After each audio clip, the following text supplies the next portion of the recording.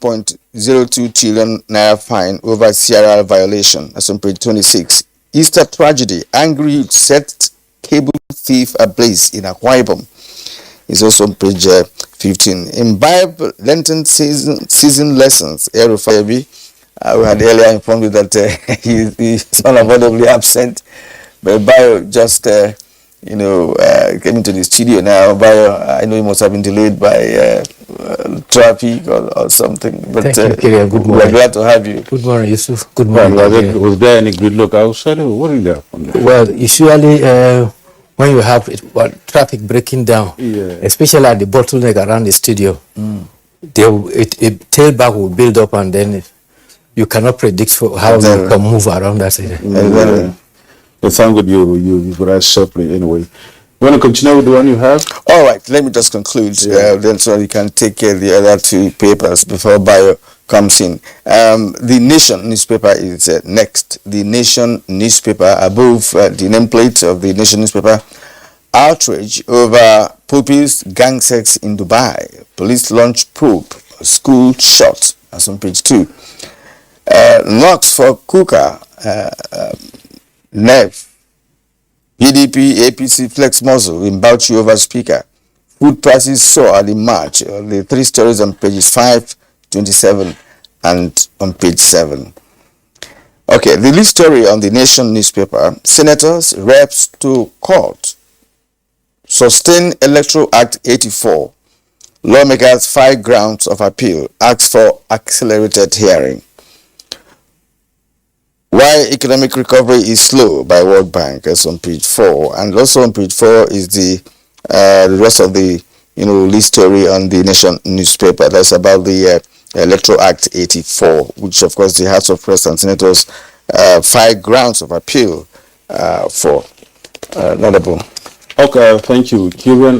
Can we please have the New Telegraph to start with on this side? On the New Telegraph, we have around 6 or 7 stories on the front page. Can we still have it, please? The first story there is the story on states to federal government, that's the FJ. It says, don't tamper with $418 million Paris Club loan refund. We have details of that on page 3 of the New Telegraph. And on pages 2 and 26, we have sexual molestation. Lagos shuts Christian schools indefinitely, with the writer that Nigerians blame school bad parenting. Nigerians blame school bad parenting. Details of that on pages 2 and 26. The other story on the New Telegraph is Presidency to Kuka. It says, inflammatory comments dividing Nigerians, absolves Buhari of leadership insensitivity. Details of that on page 8. And moving on, insecurity, Buhari should seek external assistance, says Professor Shoinka. And party differences shouldn't make us stupid, says Governor Wike. And also on the New Telegraph, you have a story on page 4 that says, graft, our morale dampened by Nyame Darius' pardon, EFCC officials. This coming from the EFCC officials. And finally, on the New Telegraph, we have Ukraine war, World Bank cuts global growth outlook. Details on page 25. Ukraine war, World Bank cuts global growth outlook. Now let's move on to the Punch and then see the stories we have on the front page of the Punch newspaper this morning. At the top of the page, can we have the Punch, please? At the top of the page, we have Paris Club stateswide FG kick against deduction of $418 million. Details on page 21. And below that, we have 3 stories, one of which is on page 8. AGF's later delays Darie Nyame, 157 others released. And on page 19, Cross River, Taraba, Zamfara, yet to pay minimum wage 4 years after. And on page 20, car dealers threaten to close stores this week over 15% levy.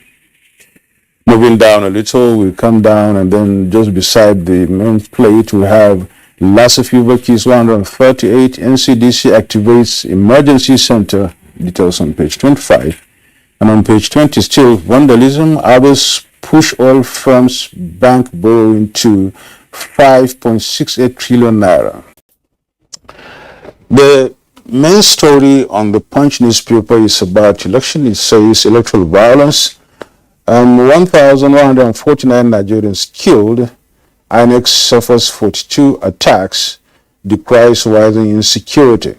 We have details of that on pages 2 that is, and page 25. And the riders are: Commission loses over 9,000 card readers, plans risk assessment. The second one is there will be no results for violence-marred polls. INEC WEC threatens. And the last rider there is Oyetola's aid warns against violence ahead of governorship election. Now, moving down to near the bottom of the page, near the foot there, we have some few stories, about 6 of them. We have on page 21, APCON to sanction Sterling Bank over provocative Easter advert. On page 11, Katsina sets up petition, appeal tribunals for local government election. And on page 8, Afe Babalola seeks poll suspension, interim government after Buhari. Now, at the foot of the page, there are 3 stories there. We have on page 26, troops kill 3 bandits, recover weapons in Benue. On pages 4 and 5, Chrisland shot, school parent disagree over alleged rape, police begin probe. And finally, on the Punch newspaper on page 11, remove your cassocks, join politics, presidency replies Kuka. Bayo? Thank you, Yusuf. Let's start with the story from Lagos, where the Lagos state government has announced immediate closure of a school pending further investigation. The Commissioner for Education, Folasade Adefisayo, says that the school is closed due to alleged sexual violence involving the school. This is to ensure that the child-centered institution are compliant with the executive order of Lagos state government safeguarding all children and protecting their programs. The ministry warned that anyone involved in visual depiction of sexually explicit involving a child commits an offense and is liable upon conviction to be sentenced to 14 years. A mother of a 10-year-old student pupil says that she found out that her daughter was allegedly sexually abused. The mother says some head teacher told her that it was just a kiss between her daughter and a boy from the school. She says that her daughter told her one of the teachers threatened her not to speak about it. Lagos state government is taking it very seriously and investigating. The legal luminary, Chief Afe Babalola, has opined that instead of 2023 election, there should be an interim national government which should be instituted at the end of President Muhammadu Buhari's tenure. Addressing a press conference in Ado-Ekiti, Chief Afe Babalola said that there should be what he called a new look people's constitution. He said the constitution that we have now is the constitution should provide for a part-time legislature as well as non-executive president. Meanwhile, he said there should be an interim government of office for 6 months to chart the new course for a new Nigeria. He proposes that the interim government should comprise of some living former presidents and vice president, as well as some selected ministers and governors of the past, and as well as delegates of prominent associations, which include Nigeria Medical Association, Nigeria Bar Association, Nigeria Labour Congress, as well as... Sorry for interjecting. I was just wondering why he should come up with this ideology at this point in time, at this level of our development. I think he pointed out 2 things. First of all, he says the constitution we are working off is a contraption imposed by the military. And secondly, the federalism we are working is not the true federalism. Therefore, the task of the interim government will be to provide for a constitution. But the National Assembly, the tenure of the legislature part-time. But the National Assembly is working on some amendments, right? But if he's advocating that we should start fresh, to begin to, articulate a new constitution altogether, that's a very huge job to do. But as against what he's advocating, if Nigeria is now it becomes administered by an interim government, it will appear as if all is not well with the nation. He says that interim government should be there for a period of about 6 months before it comes in. Sadly, many people allude to the 1999 constitution as saying that it's a military contraption. And somebody who did a detailed study of the 1999 constitution says that the 1979 constitution, which the Constituent Assembly built, is almost a carbon copy of the 1999 constitution.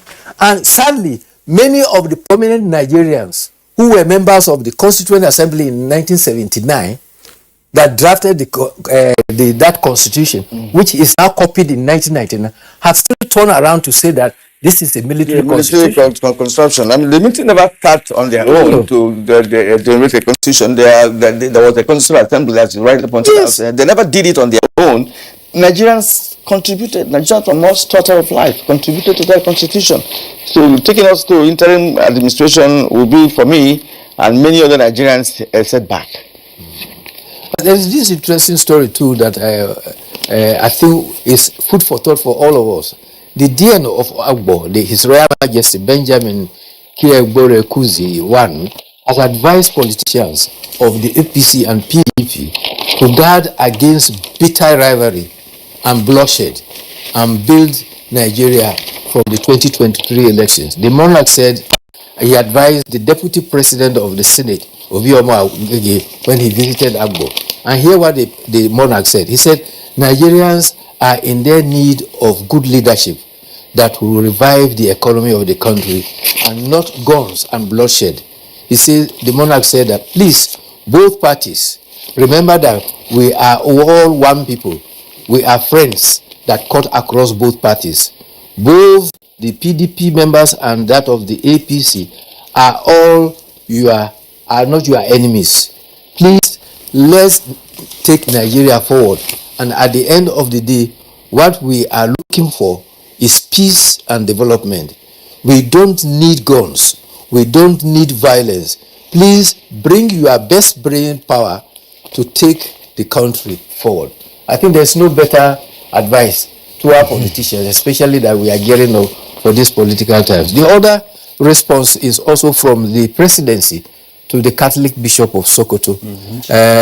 The special advisor to the president, Mr. Femi Adesina, said that, gave his own response. Mr. Adesina said, he tweeted that those who divided Nigeria with their mouths, with evil and unguarded speech, are now accusing President Buhari.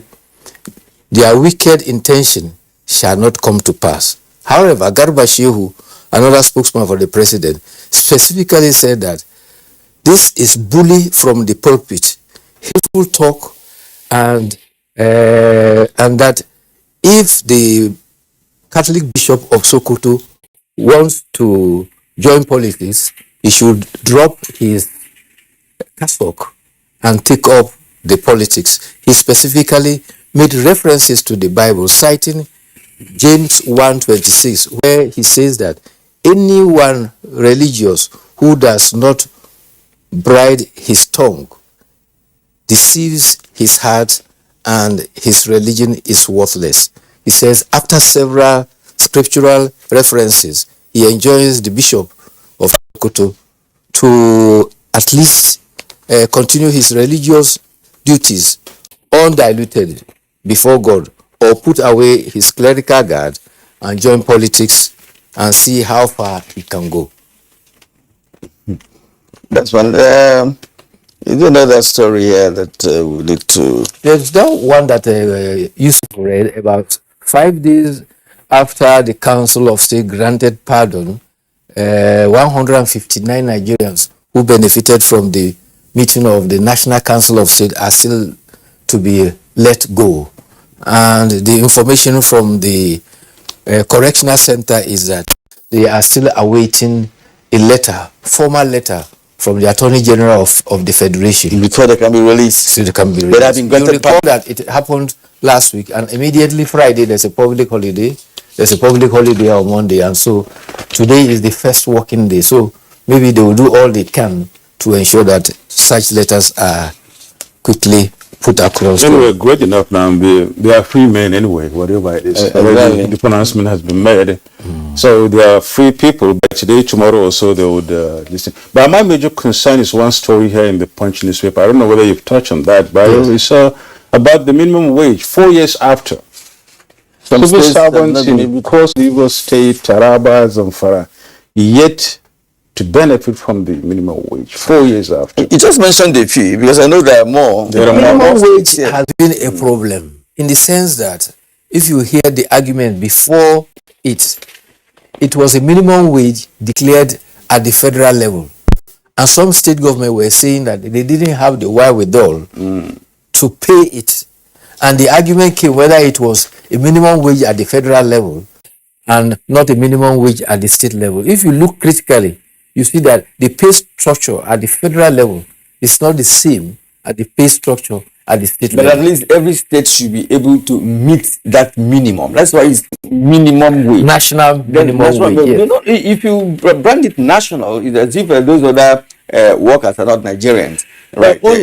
And sorry, Ladabo, you know, before the amount was reached, recall that there were several meetings involving state government, you know, the labor, federal government, and all of that. So to say that it's a national minimum wage will be to exclude the other workers, the workers at the state level, and it's not. You know, when it comes to responsibilities, we Nigerians are very good at giving excuses. There was an argument that in a federation, the entities, the federal, the state, and the local government are supposed to be autonomous on their own. So you cannot impose across the other. The question is, where lies the minimum wage? Is it on the exclusive legislatively concurrent list or where? And if you will remember, when they were going around the country, many states kept on saying that they cannot afford to pay that amount of money that was being decided as the national minimum wage. But so that is I'm not justifying it, but I think those are the excuses that is beginning to play out. But I think the minimum wage, according to some other states too, as they understood it, is that at least no civil servant should collect less than 30,000. Exactly. So that's just the bottom line. No civil servant, and federal civil servant or state civil servant or local government civil servant. Wherever it is, all over this country, if the civil servant shouldn't collect less than 30,000. And then for the other ones above, the lowest to the top, it remains now for the state to negotiate. Exactly. And they see what kind of percentage they can give them, either 1%, 2%, whatever, some increment. I know some states went ahead and then gave some increments of some, a few of the money they had. That's trying to give maybe 10,000, 20,000 just across board, or as the level goes up, and there it goes. But the person with the least pay should have not less than 30,000. And what this means now is that in Cross River, Taraba, Zamfara, and some other states, there are civil servants that are yet to collect 30,000 naira as minimum. In fact, NLC had threatened to call off their workers on strike in some states that have not implemented it. And there were states that were saying that 30,000 minimum wage was no news to them because they were already paying far above that 30,000. There's no problem with that. If you're paying, that's no problem. But for those who have not been paying, they shouldn't go less than that or below that at least. Well, okay. We didn't actually, look at this issue properly. The issue of the gangsters in Dubai, because it's becoming outrageous that in Nigeria, in some schools, you hear such vices taking place. This school organized a kind of tour for pupils, in Dubai. And that the allegation is that when they got to Dubai, the teachers who were responsible for those children left them on their own. And that could have, brought about, the misbehavior that ensued in the hotel. Otherwise, if the teachers were present, they would have been able to monitor the pupils, because for you to take pupils, the underaged, out of this country, for whatever toll that it is, you should be able to monitor them 24/7. These are pupils. These are children. All right. So, but Lagos government has reacted positively, by shutting down the school for further investigation. Yes. In fact, the investigation at several levels. The element of crime is to be investigated by the Commissioner of Police, Lagos State. The element of violating the school rules, because Lagos State has a new set of rules that guiding parent, teacher, pupil relationship, and also safety of children. They are investigating that on their own. And again, there are rules regarding sexual violence. They are investigating that. But you find out that it is always in elite schools that you have parents being forced to pay for excursion money for their children to travel outside the country on excursion. And when they go there, the level of supervision is limited. And the children are virtually on their own. Some of their activities are already virtual on the social media. And that is why a parent is bitter and is complaining about what has happened. Okay. Bayo, at this point, we would like to thank you for your analysis. We hope to see you again tomorrow for more on newspaper review. You're watching Good Morning Nigeria live on the network service of the NTA. We'll take a short break now. When we return, we are going to be looking at the main topic for today. That's voter registration. Stay with us. The 157-kilometer Lagos-Ibadan Railway is the first double-track standard gauge railway to be built in West Africa. The Mobolaji Junction train station is a masterpiece, an infrastructure that is gradually becoming an iconic building in Lagos State. The modern facilities put the station on a world map of train stations. Likewise, other new train stations across the country built to world-class standards. The train and its convenience is indeed an admirable effort, with commendations from Nigerians. This is the station that we have to commend the federal government for putting a beautiful face, empowering us in Lagos State, not only in economic and political arena. I can say that I'm really impressed with the infrastructures in place. Kudos to the Minister of Transportation. Kudos to the federal government. Truly, good things are coming out of Nigeria, and the federal government is deserving of all the applause. To every politician, as the campaigns gain momentum and passions begin to rise, remember, the errors of your opponents do not make you a success. Do not run down your opponent and inflame passions to violence between and among your supporters. What counts is what you plan to do for the electorate and how you intend to relieve the sufferings and bring succor. Nigeria is in dire need of patriotic leaders at all levels, leaders who will make national development their priority. Concentrate on telling the electorate what you intend to do when you get into office. Focus on making your vision clear to the electorate. Don't engage in verbal abuse, fake news or speeches. Keep dealing with issues that will bring progress. You win the hearts and minds of the people by being above board, by being civil, patriotic, and showing empathy. Let's join hands to make the 2023 elections peaceful. A message from the National Orientation Agency. The ever-busy ancient city of Onitsha is a commercial hub with millions of commuters seamlessly linking other states daily for business, leisure, and other purposes. To upscale its road network, the construction of a 1.6-kilometer-long second Niger bridge, including a 10.3-kilometer highway furnished with other infrastructure, has been in motion by the federal government. This project will ease congestion on the existing 56-year-old Onitsha bridge and boost the economic capacity of the state as it easily connects to other parts of the country. The completion of the world-class second Niger bridge Onitsha will be one of the many proud moments of the state, its people, Nigerians, and foreign investors.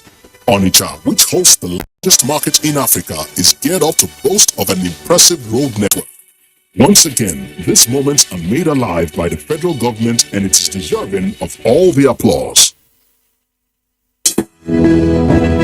Dialogue, empathy, love, and unity. These are vital components of nation building. For all to be well, we appeal that we should refrain from volatile, provocative, inciting messages and language. Let's build and not destroy.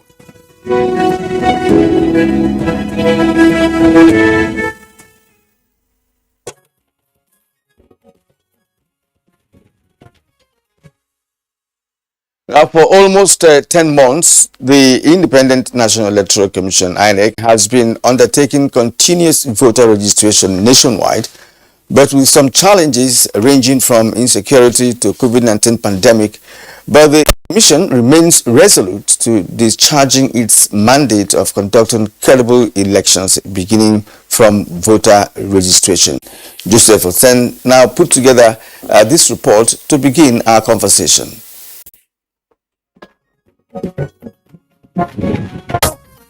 The permanent voter cards, PVC, is the most important tool used by Nigerians to elect leaders at the national, state and local government levels during elections. The Independent National Electoral Commission, INEC, is saddled with the responsibility of producing the cards, and over the years the Commission has continued to come up with innovations to make the process better, from the automated fingerprint identification system to the introduction of the automatic biometric identification system. In 2021, registration of voters can commence online and completed physically.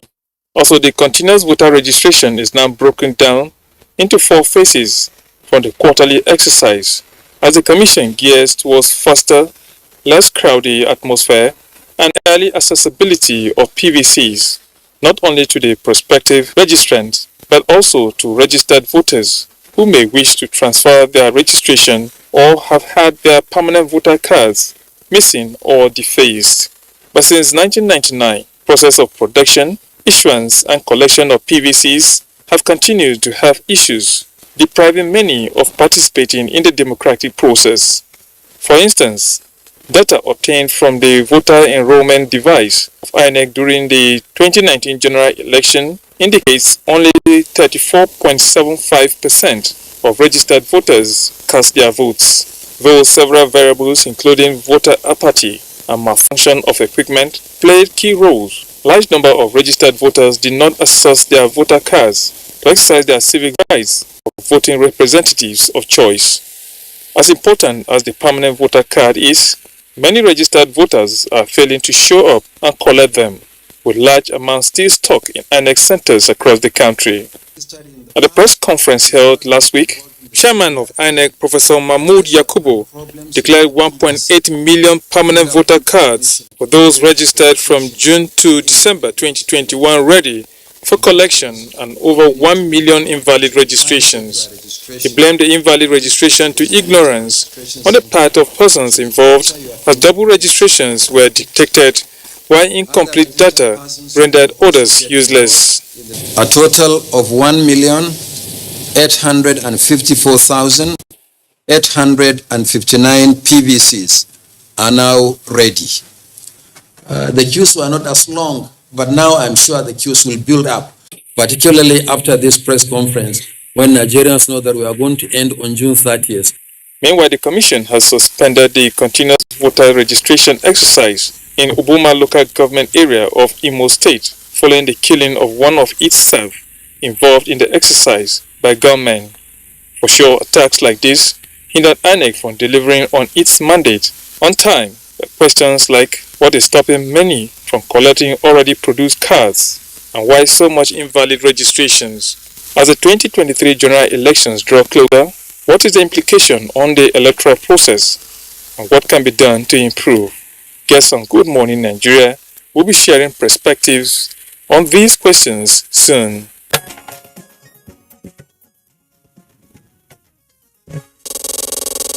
Well, many thanks Joseph Watson for that background.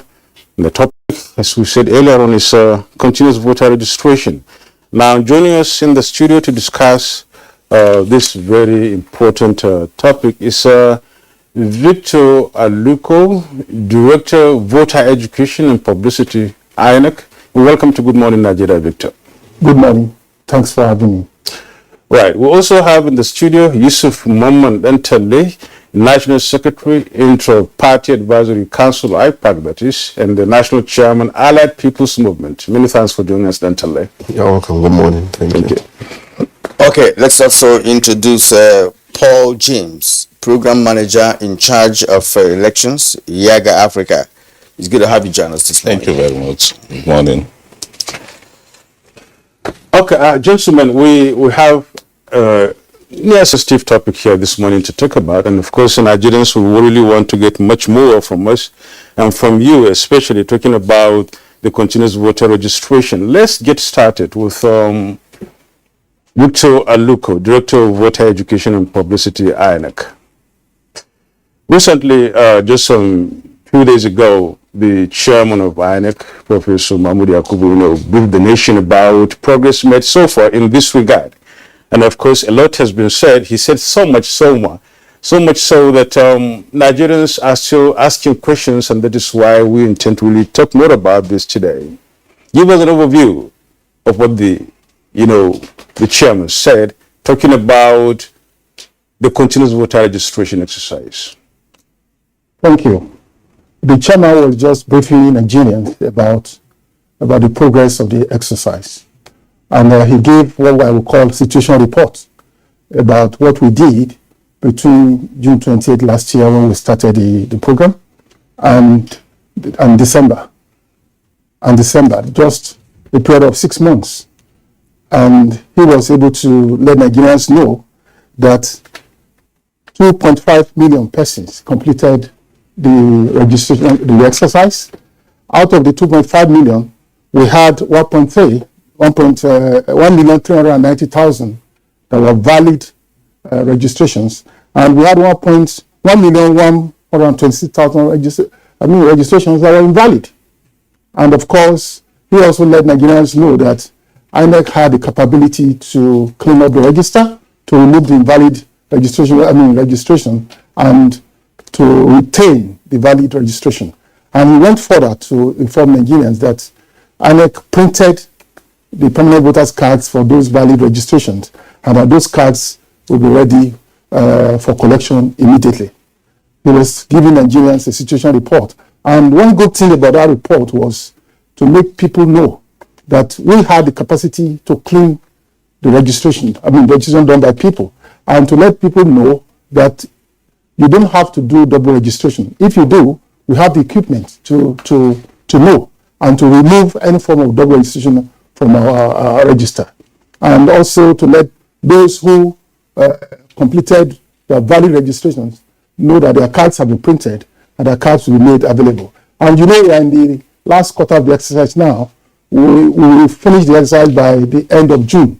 And it's good for those who will be participating to know that you should do exactly as we said, that the exercise, those who should register are those who have not registered before. We created an electronic voter register in 2011. That register is alive. If you have registered and your name is there, you don't need to register again.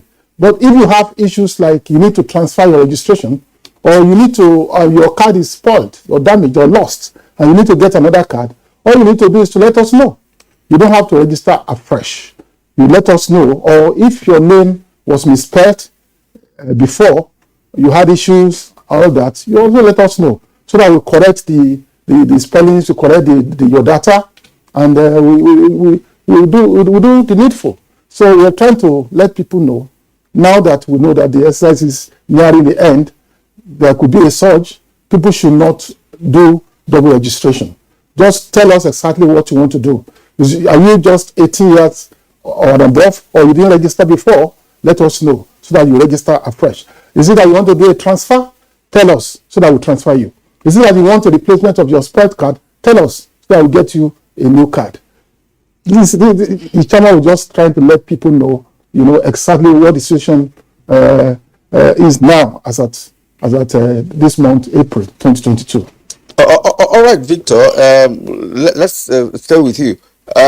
What led to the invalidity of over 1.2 126 million voters? Is it just as a result of double registration, or are there other registration offenses that made those number of people number of those registrations invalid? Well, the chairman talked about most of them engaging in double registration, that is, whether ignorantly or deliberately. I was telling you that he mentioned the issue of persons who needed to transfer. Instead of transferring, they just went to our centers and registered afresh. They also talked about people who needed to get new voters cards because maybe they lost their cards or their cards were defaced or spoiled or damaged. And they went to our centers and registered afresh. So all those ones became invalid registrations, and as we said, once you do that, we're able to pick that from our computers, and we immediately flag them red, and we're able to remove them. So most of the people he was talking about that were invalid registrants were those who are engaging in double registration. Okay, we'll come back to you later in the course of this program, Mr. Victor. Let's hear from Yaga Africa. Well, James, what's your assessment of, the INEC's progress in this regard? Talking about, we're looking at that from the background of what the INEC chairman said, and then the progress they've made so far. Are they really on track? What's your assessment of the, of the progress of INEC so far? Thank you very much. Especially talking about voter registration. Yeah, I listened to the INEC chairman, and then I got a copy of the speech afterwards. I went through the speech, and for me there is so much to unpack from the part of INEC, the electoral offenses I saw based on this speech, and also the enthusiasm on the part of Nigerians to participate in the process. But going back also to what you have said in terms of measuring progress, I'm an Oliver Twist. I wanted more. Like, I actually expected the figure should have gone higher than what INEC had reported, going by the history of previous exercises, unless we are saying we have registered the vast majority of Nigerians that are supposed to be eligible voters. Because if you go back to the 2011, for instance, within the space of 3 weeks, the INEC then registered 73 million Nigerians. Cleanup happened before 2015, INEC removed 4 million Nigerians. Going into the 2015 election, before then, based on the speech, there are also some addition we got for those elections that happened before the 2015. And through the 2019, if you recall, this current INEC between April of 2017 and August of 2018, INEC said it registered about 14 million Nigerians for the 2019 election. So I anticipated that, looking at also the months under review, about 6-7 months, that we should be talking about half the number by now, given also the type of commitment we have seen on the part of Nigerians, both those engaged in voter education efforts and also young people or first-time voters that also want to access the voter registration or want to be part of the process. Now, we have to also go back and look at the whole process and how it started. We recall the challenges with even getting some people registered in the initial stages from June the 28th when it started. We had first off problems of even the device that INEC had deployed not functioning properly, and also some centers, INEC officials telling you they are not able to access the device because the codes for accessing the device were changed over time. But even when it started, we saw that commitment on the part of INEC to make that progress that we have seen. INEC was coming up with weekly update or updates to tell Nigerians the progress they have made, and then I expected that the kind of update we got last year should have come along those updates, especially regarding invalid registration, so that when these problems are there, people know the problems are there, and then we can begin to talk about how to remedy the process, the problems. We have just barely 2 months to the end of the exercise, and then I am concerned that within the space of 6 or 7 months, INEC have only registered 2.5 million million Nigerians, and of the 2.5, we're hearing that 44 or 45% are invalid. Now, if you go through those statistics, the majority of these issues, most of the problems were from the south. What does that tell us? There were a lot of also concerns we saw even around on the part of some of the politicians, and the sort of misinformation or misconception we saw around the process. Some people telling voters that you have to go and revalidate your voters card. Even recently, another comment came up last week, for instance, that people need to do revalidation. And then also, even on the part of the politicians, we all know it's all about numbers. Some people just encouraging people or pushing people to go get registered in the exercise. So I expected that this review had happened earlier than now, but here we are. Is INEC doing well? Yes. Does INEC need to do better? I think yes, especially given the number. I think they had a target before now to register 90 million Nigerians. If from this cleanup alone, close to 45% of what they had done in the last 6 or 7 months, they have been able to remove those. So I wonder what will happen between now and the end of the exercise. And this also begs the question that we need to start talking about even the quality of the register, as it were, since our elections are conducted based on the number of people we have on the register. So maybe those are also the kind of conversation INEC needs to start having. Okay, Victor will respond to some of these issues raised on the part of INEC, because of course many Nigerians will as well, think the same direction with you, that between June last year and now, INEC was able to register 2.5 million, and out of that number, over 1.126 million remain invalid. All right, let's bring in Yusuf Maman Dantale. What's your assessment? Of course, you're a party man, and James raised a number of issues here, so coming from the part of the politicians, right, so who perhaps don't really have a good understanding of what INEC is doing by asking people to go and revalidate, which INEC never, said. So what is your view about the progress so far? Okay, thank you so much. Number one, as a primary institution, stakeholder of INEC, I want to say that INEC has performed very, very well. One, you don't have a perfect election anywhere in the world, but you have a free, fair, and credible election. But the credibility of INEC performance now compared to what INEC was before, I think is far better. Why do I say so? There are two major things INEC have introduced. One is the BVAS. Okay, this is a bimodal voters registration accreditation system. What does it do? Why do we have what we have now? This voters card that invalidated. Let me say this. Before INEC does anything, first INEC consult with political parties of any innovation they want to bring. We have to agree with INEC on what to do. So before this innovation, INEC discussed with all the political parties last year and then they demonstrated some of these things, how it works. So this is the result of what I think we have seen the result now for the first time. Because they told us this. And where they try to experiment this, you see multiple registration, one person having 3-4 voters card. You understand? So, but with this, it will be difficult because the BVAS, it captures not just your fingerprint, but your facial appearance. You understand? So it does a lot of things to filter the authenticity of the voters. That is one. Two, yes. INEC is also saddled concerning the responsibility of educating creating awareness among voters, which they are doing through the political parties.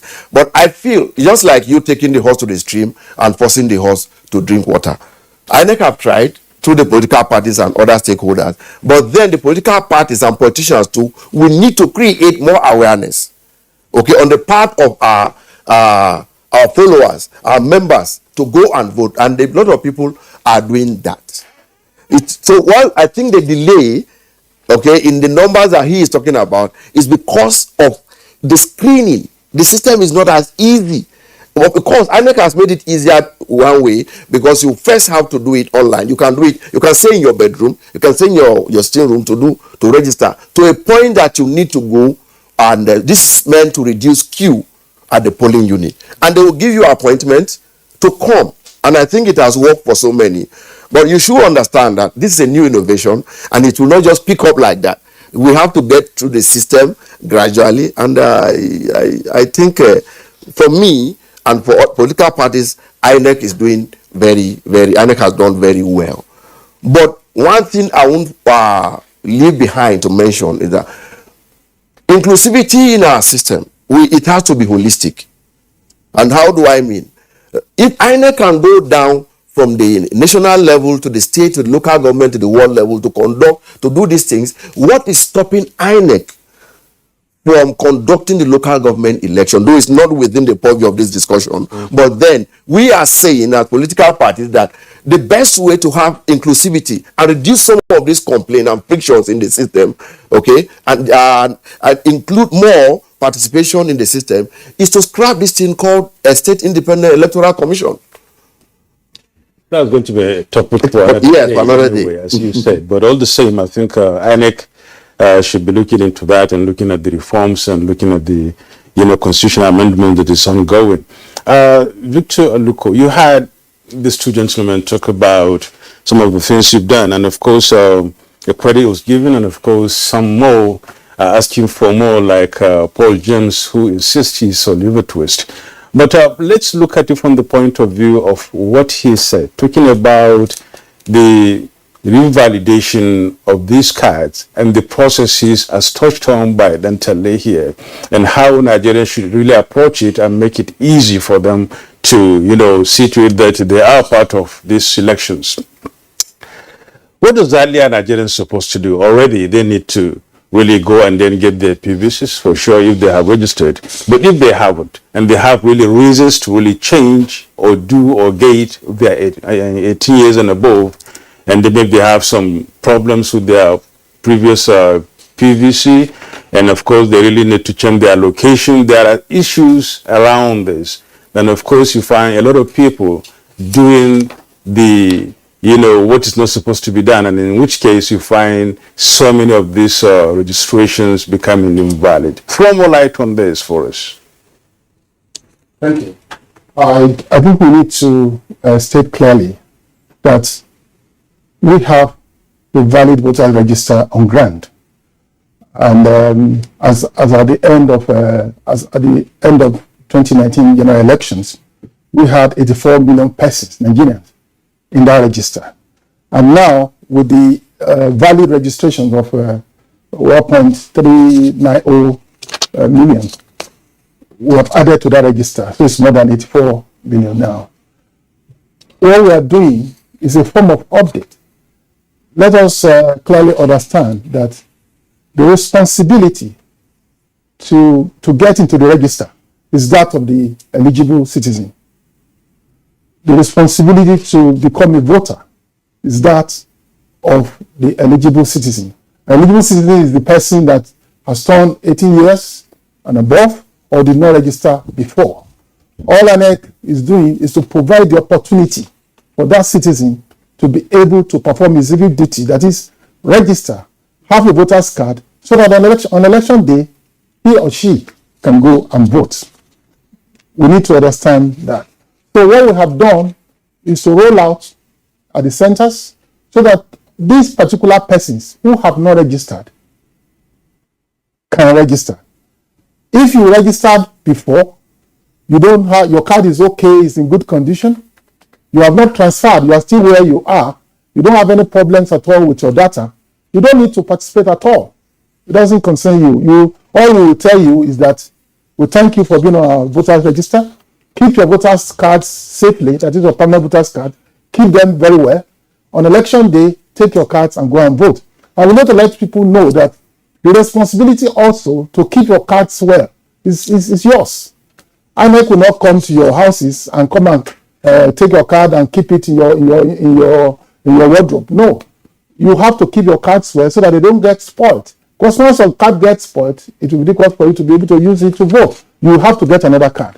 So INEC as an institution will do our best to provide the platform for eligible Nigerians to be able to register as voters, and also to provide this platform for those whose cards are in bad shape or who have lost their cards, so that you can get new cards free of charge, and also for people who have transferred from one location to the other, because every day people keep moving. So that you can move your registration to your new locations, so that we can assign you to a polling unit, so that election day you'll be able to exercise your franchise. So we are doing what we should do as an institution, but we need to let Nigerians know that this is just a normal exercise. There's no need to be anxious in any way. There's no need to do any wrong thing like double registration. As I mentioned before, the criteria we set, they are all, clear. If you have not registered before and your name is not on our register, it's an opportunity for you to register. And we are calling on families, we are calling on parents. If you have your daughters or sons who have come of age, encourage them to participate. If you yourself, you are an adult, you have not registered before, it's good to register because you'll be able to participate in electing your leaders. And we're also calling on people, when you move from one place to the other, there's opportunity for you to transfer. So you can all come to our centers, tell us exactly what you want to do. Exactly what you want. If you want to register, tell us. If you want a new card, tell us. If you want to transfer, tell us. If you have problems with your data before, you tell us. All these we are provided for. We have trained our staff to be able to attend to persons. And we have also let Nigerians know that we have the equipment to be able to detect any double registration. If you registered before in Port Harcourt and you are now living in Kano and you decide to go and register when you should not register, we will know and we will remove that registration. That's all we are saying. Technology keeps improving every day. So we are saying that people should just do the right thing. It's an opportunity for persons who are eligible to participate, so that by the time we get to 2023, every eligible Nigerian will be able to vote. Mr. Victor, just a minute. Mr. Victor, before we cross over to something else, let's conclude this issue of registering, especially for those who have been displaced from their various homes and places. It's no news that insecurity, it's a problem in this country at this moment. And of course, a lot of communities have been wiped away. Some have been displaced. Some have, been dislodged and dislocated. So what happens to this kind of people? What are they going to do? What should they do? Where are they going to start from? Bearing in mind also that when we look at the process of registering, as you said, you can start online and then move on to the nearest center and get your registration completed. Some of these places are inaccessible, especially talking about network, internet and things like that. And some of these Nigerians are more or less not being able to have these equipments you may think that they may use in order to get online registration with. What's their faith? Well, we need to face reality. The issue of online pre-registration was designed to help those who are able to access it. If you are in a place where there's no network, or you are in a place where you have one problem or the other with the technology, just go and do physical registration. Go to our center and do physical registration. We are talking about places where you don't have network, so you cannot go online. If you cannot go online, it's not compulsory to go online. We made that facility available to those who can go online. It's just an added opportunity so that you can go online, begin your registration online, and then get a date that you can come to our office and complete it. Because even if you begin online, you must still come to our center to come and complete it, because there's no way you can get your fingerprints online. We cannot take your picture, that is your facials, online, So we encourage people who are able to participate to start registration online to do so. And those who are in places where they cannot do that, the option of physical registration is always there. We just ask people to take responsibility. Sometimes, you can encounter some little difficulties to do a good thing. Registering as a voter is a very good thing, because it's the next thing to voting. They are like Siamese twins. Before you can vote, you must register. You must have your PVC. So we are encouraging people who are eligible to take responsibility. If you have a little pains, just to bear them, take responsibility. If you are in a place where you can't get network, go physically and register. Get to our centers and register. And if you are in a place where you want to begin online, then take the opportunity. Begin online, then later get to our offices, our centers, and complete the registration. What we are saying is that the responsibility to become a voter on a PVC is essentially that of the eligible citizen. It's our duty to make it as seamless, as easy, as much as possible for that citizen. And I think as a commission, within the situation we have found ourselves, within the circumstances, the security situation, the level of technology in the country, and the whole situation, it's a big country really. We're trying to do as much as we can do. What about the insecurity issue we're talking about here? Pardon? The insecurity issue we're talking about, those affected by insecurity, disclosure, whatever. We know, we should, like I said before, we should face reality. There are people that have been displaced. If your community was attacked and you had to run for your life, the least thing you will remember will be your possessions or your card. So there are people who have to run for lives and have lost their card in the process. And that's why we have a process for people to get the new cards. That is process for getting new cards when you have lost your cards. But all this you still have to let us know. You have to tell us that you have lost your card. And we don't need to query you so much about why you lost your card. Once you convince us that you have lost your card, we'll get you a new card. Okay, thank you. If you can get a new card for someone who has lost his card without regarding it as a double registration, that would be nice. Paul James, you earlier alluded to the fact that 2.5 million people registered is not sufficient. You know, looking at the time that the exercise commenced since June last year. And of course, we've all talked about the 1.126 million people whose registration remained invalid. And since we are using a device provided by INEC to do this, why would somebody register twice successfully before you begin to determine whether the person has registered twice? Perhaps one would have thought that in the process of registering the person, you would have discovered that, look, this person had been registered before now. So you don't need to, get him registered at all and declare it invalid at the end of the day. That's number one. Number two is in the course of your, monitoring the process, right? Did you ever have an idea that some INEC staff may be conniving with registrants, perhaps to commit some of these infractions we're talking about? Thank you very much. I anticipated this question, but I also expected that in the last 20-25 minutes of conversation, the INEC boss here will have mentioned the area about the electoral offenses and also the appropriate sanctions. Now, I'm trying to make a connection also between the online pre-registration and also the physical registration. I don't think most of these infractions will have happened when you do the online registration, because you cannot, like you had rightly mentioned, you cannot complete the process, especially for fingerprints and taking your facials and all of that, until you approach an INEC official. So I feel the INEC staff are complicit here. I feel